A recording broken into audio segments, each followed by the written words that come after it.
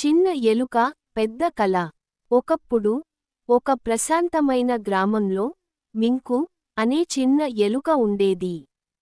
అది అన్ని ఎలుకల కంటే చిన్నదే, కాని దాని కలలు మాత్రం చాలా పెద్దవి.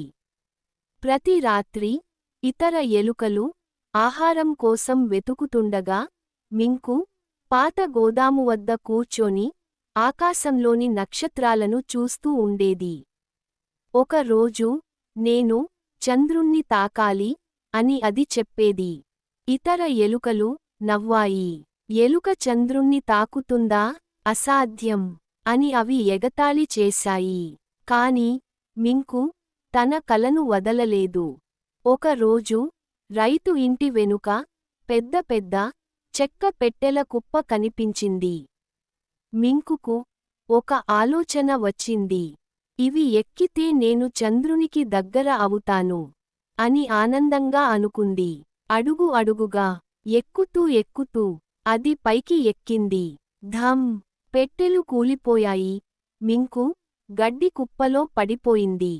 మింకు మళ్ళీ చంద్రుణ్ణి చూసింది.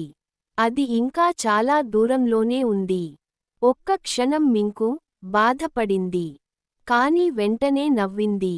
నేను చంద్రుణ్ణి తాకలేకపోయినా ఇంత ఎత్తుకు ఎక్కాను కదా అనుకున్నది. ఆ రోజు నుంచి మింకు కొత్త కొత్త విషయాలు ప్రయత్నిస్తూ, కొత్త ప్రదేశాలు అన్వేషిస్తూ తన కలలను కొనసాగించింది. మెల్లగా ఇతర ఎలుకలు నవ్వడం ఆపేశాయి. అవి కూడా నమ్మడం ప్రారంభించాయి. నీతి: పెద్ద కలలు ఎప్పుడూ మనం అనుకున్నట్టు నెరవేరకపోవచ్చు, కాని అవి మనల్ని ఎదగడానికి, ముందుకు వెళ్ళడానికి సహాయపడతాయి.